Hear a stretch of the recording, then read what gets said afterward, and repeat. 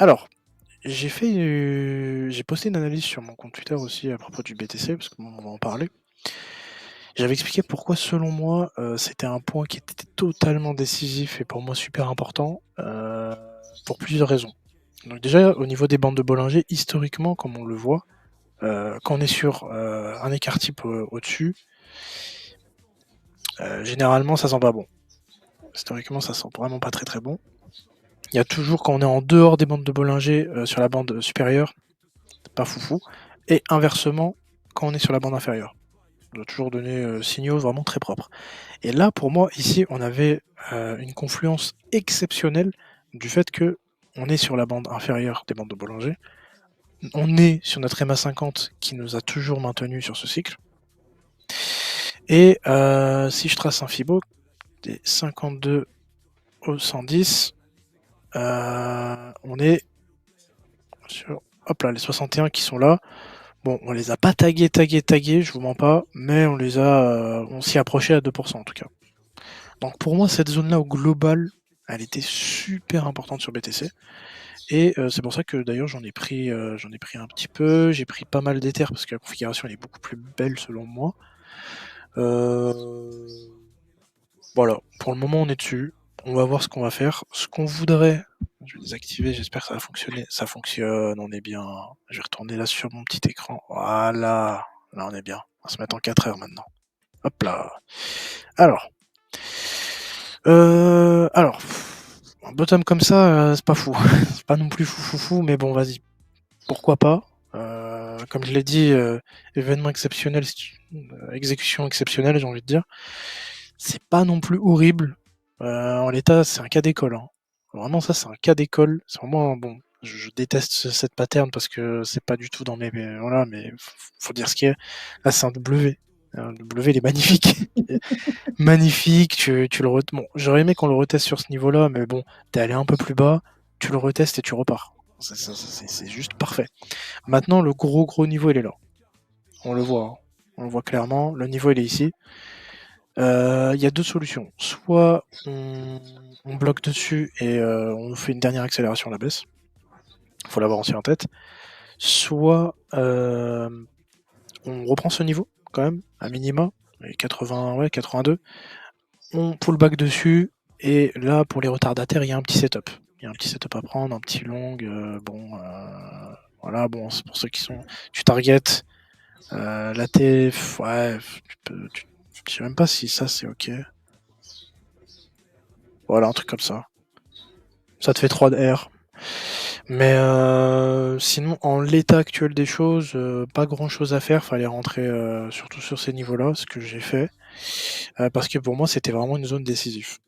Donc concernant le court terme, voilà. De toute Et façon, pour c'était un peu soit on bottom juste un peu avant la TH, soit on l'enfonce, quoi, parce que c'était un peu le carrefour de tout le monde, quoi, la TH, quand même, non? ouais, j'aurais aimé quand même qu'on y aille, vraiment pour faire un petit peu peur. On verra, peut-être on ira en vrai. Mais bon, pour le moment, s'arrêter avant, bon, bah, voilà, hein, graphique, c'est le graphique, c'est tout, point. Après pour repasser pour moi vraiment repasser haussier, un peu plus long terme. Alors, moi j'ai plus de facilité à le dire parce que je suis placé ici littéralement, mais ce serait les 95. Pour moi, si tu repasses au-dessus des 95, là, tu as ta confirmation. Pour moi, tu vas pas au-dessus de 95, c'est pas pour, exploser la TH. Je vois pas pourquoi, ça n'a pas de sens. On verra en tout cas. On verra en tout cas. Après à On n'a pas minima à faire un petit range là où il y a une déviation à la hausse, à la baisse, en fait. En vrai. ouais, tu peux faire ça aussi, hein. Là, tu es sur ta zone, que tu dois passer. Tu peux faire ça, déviation à la hausse, déviation à la baisse et au final, tu repars.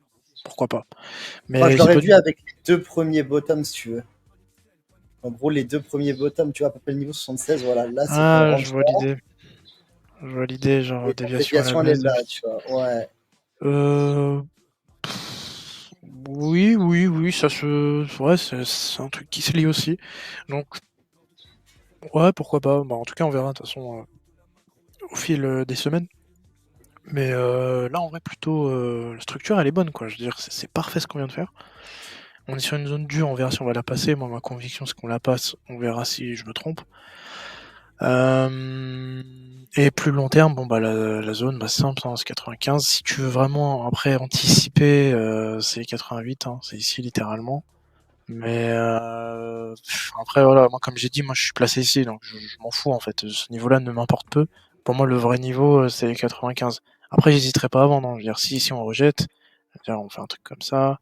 Bon, voilà, hein, je respecte le graphique encore une fois. Mais ouais. Du coup, BTC court terme, on repasse pour le moment haussier. Long terme, le boulot va être énorme. Je sais pas si toi t'as un commentaire à faire dessus, Smart. Non, parce que là-dessus, c'est à peu près la même chose. Hein. Ok. C'est clair que c'est mieux d'avoir replacé des billets en bas, de manière à même être en mesure de, quand tu arrives sur résistance, peut-être te désexposer un peu et tu vois si ça passe. Si Hmm. ça passe pas, bah, tu t'es protégé et tu as rattrapé en fait un bout de ton anxiété que tu avais au bottom, entre guillemets. Euh, Hmm. et si ça passe, bah oui, tu re-rentres 10 à 25 peut-être pour cent plus cher sur certains de tes alts, quelque chose comme ça, tu vois. Mais ça peut être important dans des points pivots comme ça de le faire en sécurité aussi, quoi. Après, c'est toujours la même histoire. C'est en vrai, moi, ce que je préconise, c'est vraiment de vendre dans les ranges, voir la réaction, et quitte à racheter 5-10% plus haut, mais au moins t'as un bon discount. Je veux dire, en vrai, si tu Ça me vendais. fait penser aux commentaires que Pixouille a su. Ah oui, oui, bah voilà. Non, mais enfin, par exemple, voilà, Picsou il a une bonne exécution dans le sens où il a vendu dans un range, ce qui en soi n'est pas. C'est pas dégueulasse non plus. Enfin, je veux dire, si tu vendais ici et tu te replaçais ici, bon voilà, incertitude, c'était plutôt cool. Ici, si tu vendais à peu près là, bon bah tu pouvais acheter là. Tu vois ce que je veux dire? Et là, si tu vendais là, ah bah, aujourd'hui tu peux acheter là. Donc en soi, c'est jamais trop une mauvaise idée de vendre dans un range, le temps de voir que est-ce qu'on s'en extrait ou on va en dessous. Voilà, par exemple, on est allé en dessous. Bon, bah voilà, hein, je veux dire, t'en as pour moins 20%, si je dis pas de conneries, un truc comme ça. Moins 14, moins 20 au bottom. Donc voilà, concernant BTC. Long terme, il est toujours haussier. Long terme, toujours haussier, il n'y a pas de bear market. Hein. De toute façon, c'est simple. Hein. Bear market, pour moi, il est à partir d'ici, comme je l'ai dit. Hop là, ça c'est le bear market. Alors, en vrai, tu peux, en soi, même si on réintègre, je ne vends pas ces rouleaux. On peut considérer qu'on est en bear market ici. Après, bon, tu peux faire une déviation à la baisse, pas non plus horrible. Hein. Faudra voir comment ça réagit en fait ici. Mais c'est pas ce que je joue actuellement. C'est vraiment pas ce que je joue. En tout cas pour la semaine prochaine.